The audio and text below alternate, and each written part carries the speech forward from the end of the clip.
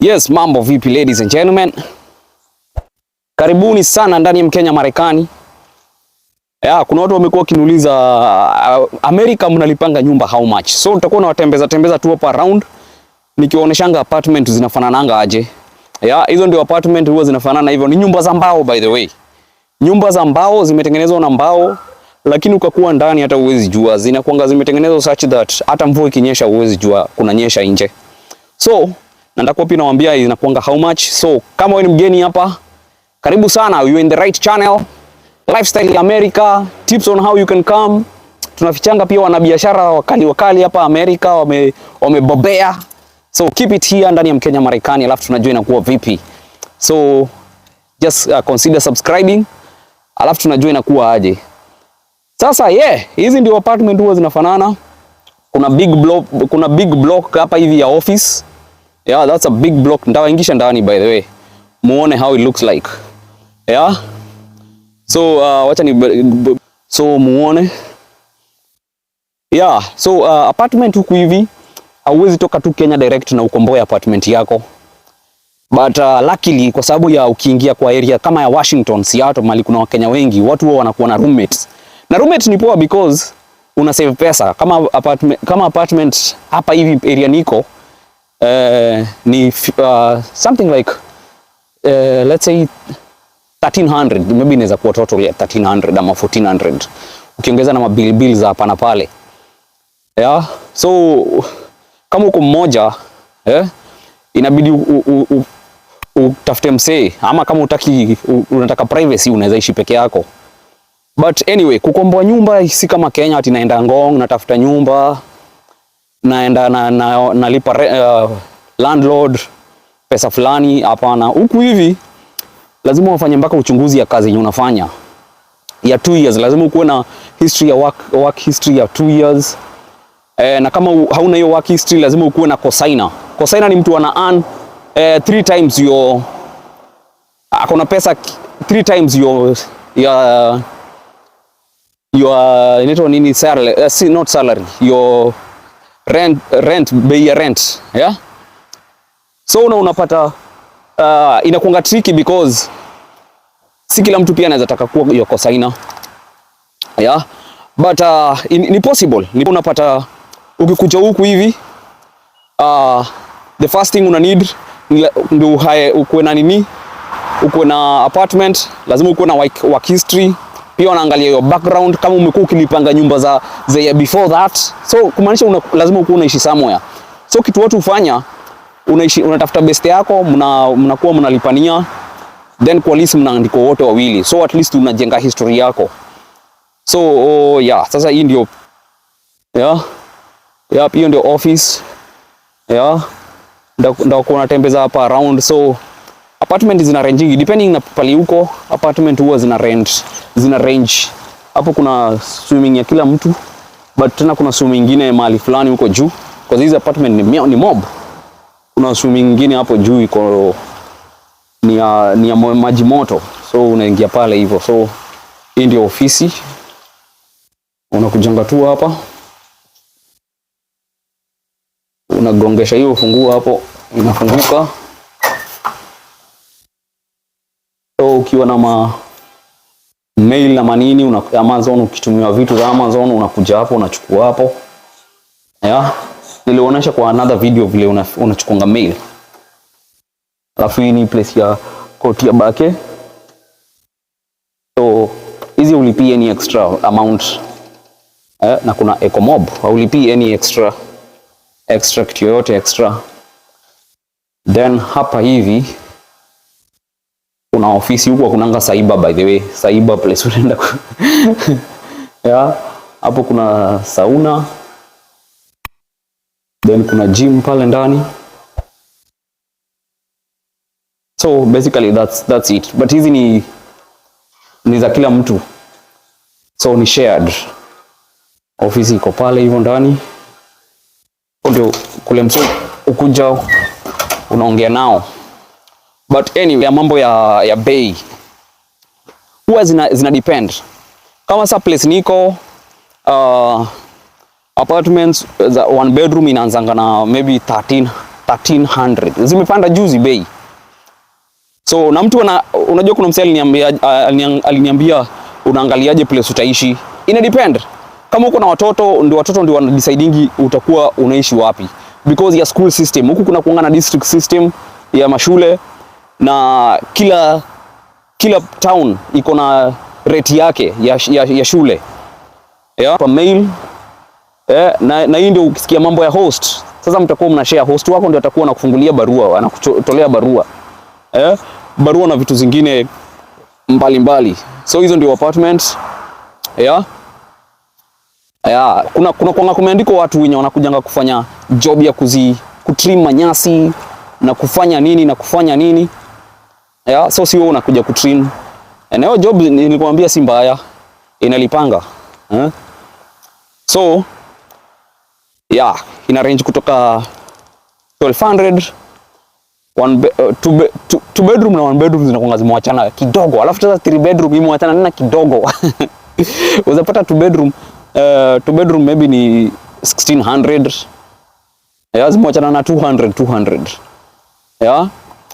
So hizi vitu zote, na kunaanza kuwa na giza bana mapema kwa sababu ya tulilose 1 hour. So hizi kapo tunalipianga 40 bob per month.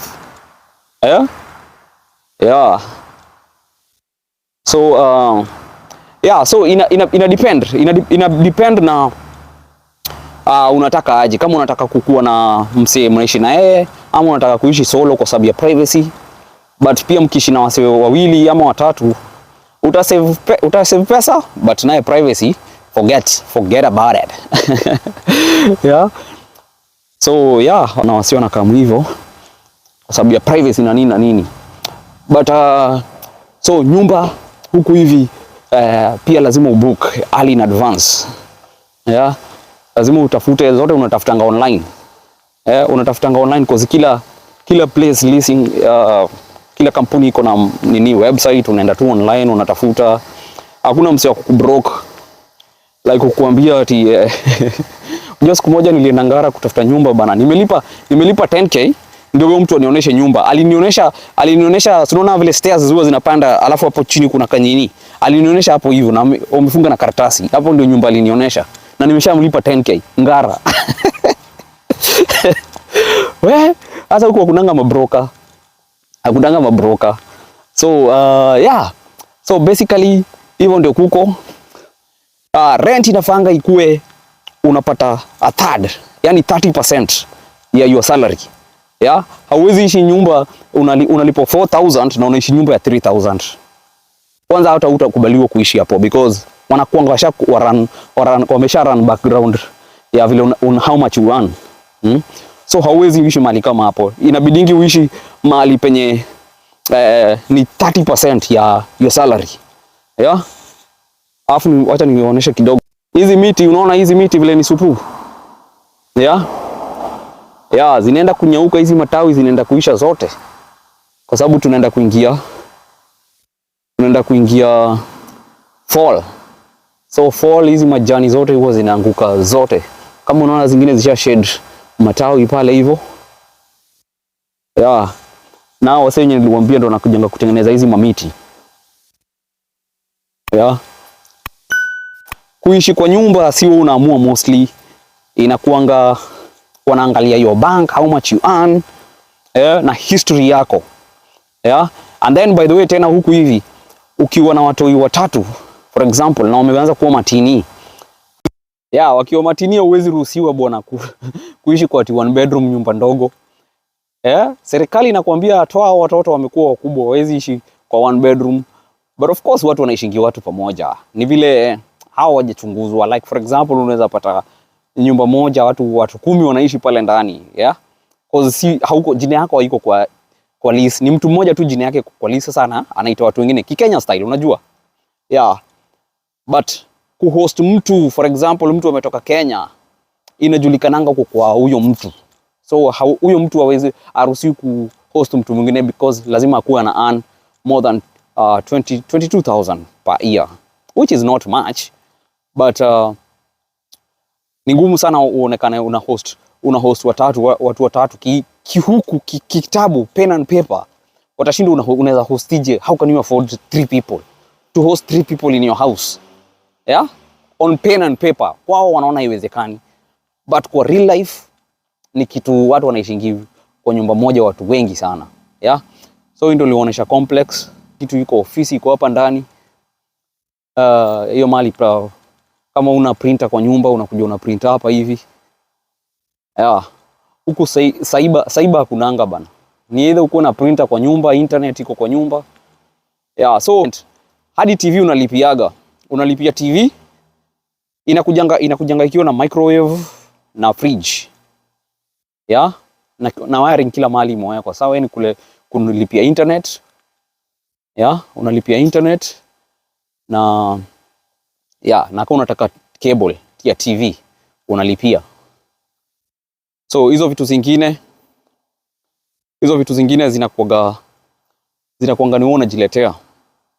Yeah.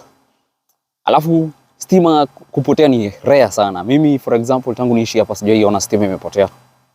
Yeah, sijaisikia stima imepotea hapa hivi.